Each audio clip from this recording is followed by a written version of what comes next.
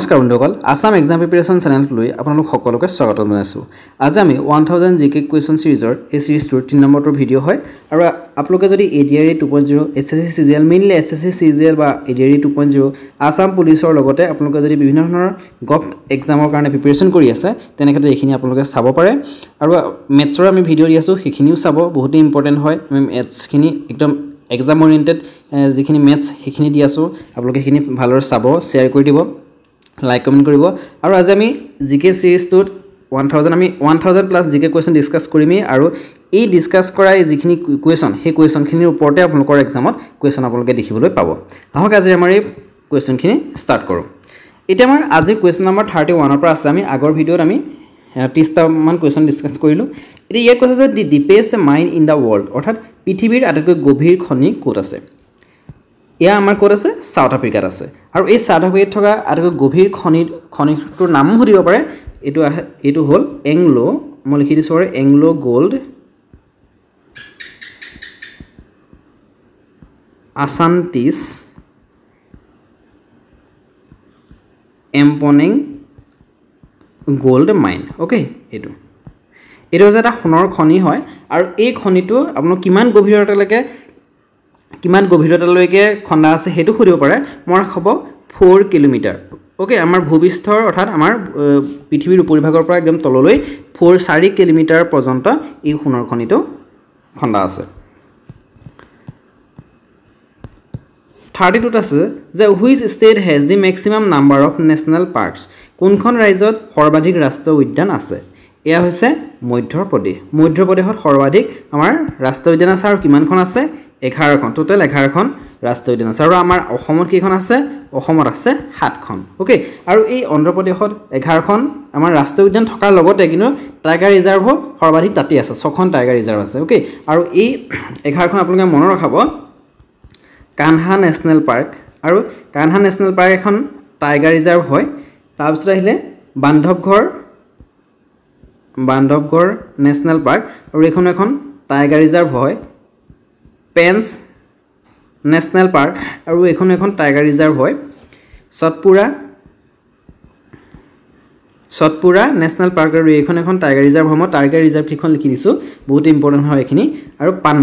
পান্নাখন বহুত ইম্পৰ্টেণ্ট হয়। পান্না national park এইখন এখন টাইগাৰ ৰিজাৰ্ভ হয় আৰু এখন টাইগাৰ ৰিজাৰ্ভ হৈছে সেইখন হৈছে Sanjay Dubri national park. Okay Sanjay Dubri national park এখন হৈছে টাইগাৰ ৰিজাৰ্ভ। ওকে অৰ্থাৎ বাঘ সংৰক্ষিত অঞ্চল অৰ্থাৎ তাত আমাৰ মধ্যপ্ৰদেশত 6খন আছে আৰু এই 6খন বাঘ সংৰক্ষিত অঞ্চলৰ লগতে নেশ্যনেল পাৰ্কো হয় আৰু আমি আৰু 5খন নেশ্যনেল পাৰ্ক আছে সেইখন মই আপোনালোকক কৰিছোঁ Kuno national park Madhav national park ঘগুৱা ফচিল নেশ্যনেল পাৰ্ক আৰু dino fossil adventure national park আৰু বন বিহাৰ নেশ্যনেল পাৰ্ক বহুতেই ইম্পৰ্টেণ্ট হয়। এইখিনি আপোনালোকে মনত ৰখাব মেইনলি টাইগাৰ ৰিজাৰ্ভ কেইখন মনত ৰখাব এইখনৰ ভিতৰতে আহে। কুৱেশ্যন নম্বৰ 33 ইয়াত আছে যে উইচ ৰিভাৰ ফ্ল'জ বিটুইন বিন্ধা এণ্ড সাতপুৰা ৰেঞ্জ বিন্ধা আৰু সাতপুৰা ৰেঞ্জৰ মাজত কোনখন নদী বৈ যায়। আমাৰ ইণ্ডিয়াৰ এনেদৰে ইয়াৰ এই মাজ অংশতে কি আছে এই বিন্ধা আৰু সাতপুৰা ৰেঞ্জ আছে। ওকে আৰু বিন্ধা এই ৰেঞ্জে কি কৰিছে আমাৰ সাউথ আৰু নৰ্থ দুটা পাৰ্টত ভাগ কৰিছে আৰু ইয়াৰ মাজেৰে কি হয় এখন নৈ বৈ গৈ পেলাই অৰ্থাৎ পশ্চিমলৈ বৈ গৈছে আৰু পশ্চিমলৈ বৈ গৈ পেলাই অৰ্থাৎ ৱেষ্ট ফ্ল'য়িং ৰিভাৰ আৰৱ সাগৰত পৰিছেগৈ। ওকে আৰু সেই নদীখন হৈছে নৰ্মদা নদী নৰ্মদা ৰিভাৰ আৰু নৰ্মদা এখন কি হয় west flowing river. West flowing ৰিভাৰৰ ভিতৰত নৰ্মদা তাপি মাহী তাপি বা তাপ্তি বুলি কয় মাহী এইকেইখনেই প্ৰধান। ওকে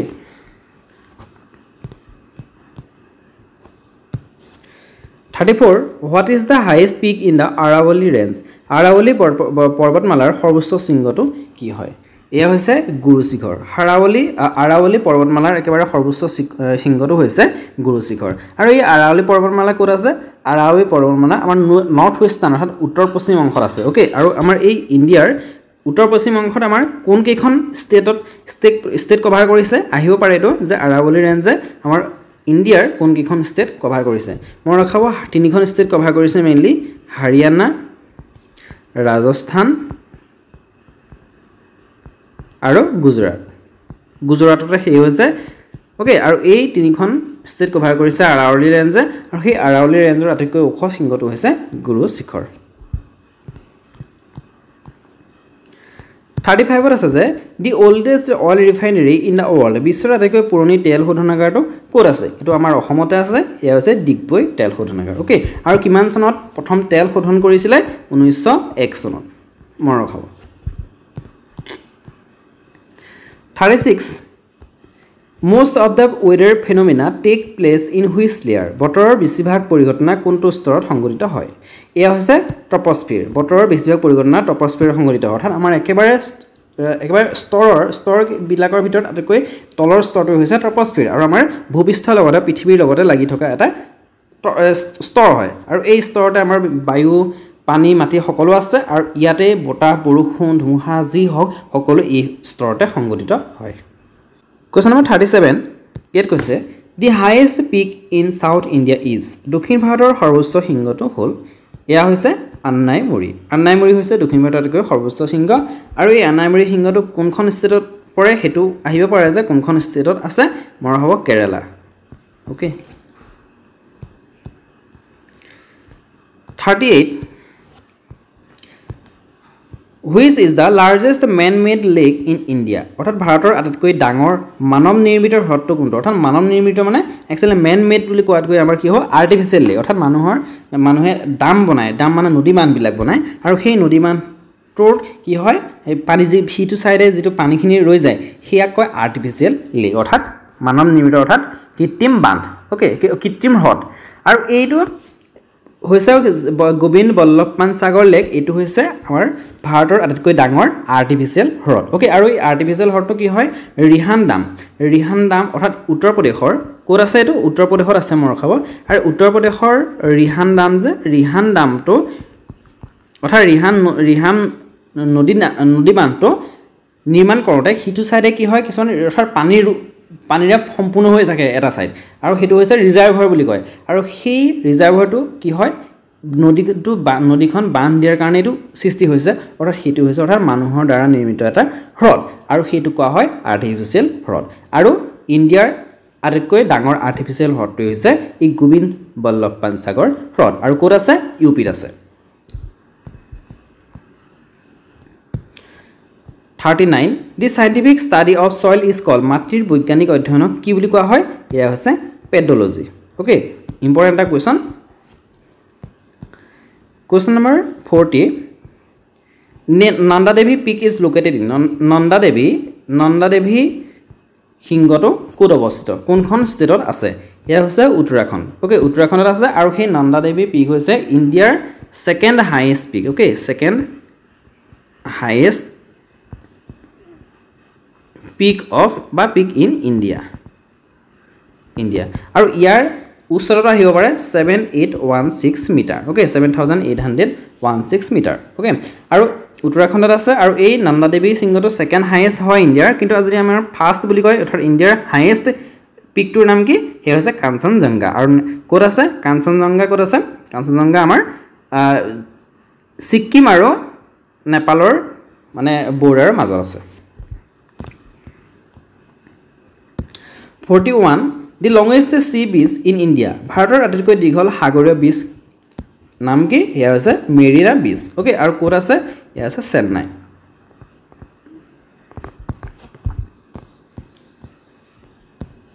What is দক্ষিণ গংগোত্ৰী কি বহুত এটা ইম্পৰ্টেন্ট হয় এটো আনমেন্ড ষ্টেচন লোকেটেড ইন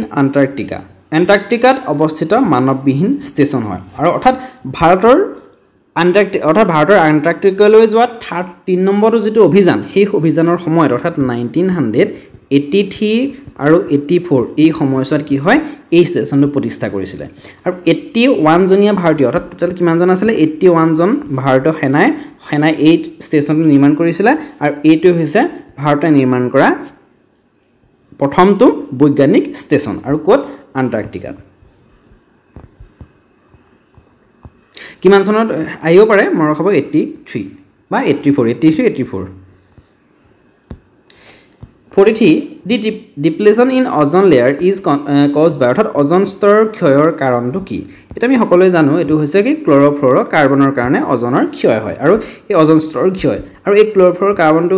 কি বুলি কয় CFC ওকে CFC বুলি কয় CFC ৰ ফুল ফৰ্ম হৈছে ক্লৰ'ফ্ল'ৰ carbon 44 at Barren Island the only active volcano in India is situated in অৰ্থাৎ বেৰেন দ্বীপত ভাৰতৰ একমাত্ৰ সক্ৰিয় আগ্নেয়গিৰিটো আছে আৰু হেতু কোন আছে এয়া হৈছে Andaman island okay Andaman island আৰু আন্দামান এণ্ড নিকোবৰ আইল্যান্ড হৈছে আমাৰ কি হয় ইউনিয়ন টেৰিটৰি হয় ইণ্ডিয়াৰ আৰু সেই আন্দামান আৰু নিকোবৰ আইল্যান্ড আন্দামান আইল্যান্ডৰ এটা গ্ৰুপ আছে আৰু নিকোবৰ আইল্যান্ডৰ এটা গ্ৰুপ আছে আৰু এই আন্দামান আইল্যান্ডৰ যিখিনি গ্ৰুপ সেই গ্ৰুপখিনি আৰু নিকোবৰ আইল্যান্ডৰ যিখিনি গ্ৰুপ সেই গ্ৰুপখিনিত কি হয় এটা চেনেলে সেই দুইটা দ্বীপৰ অংশখিনিক ভাগ কৰিছে আৰু সেই চেনেলটো কোৱা হয় 10 degree channel okay 10 degree channel মই ৰখাব এটো Question number 45 আমাৰ একেবাৰে আজি শেষৰটো কোৱেশ্চন নেক্সট আমি আকৌ কন্টিনিউ কৰিম এইখিনি 1000 প্লাস জিকে হোৱালৈকে the largest herbarium of India is located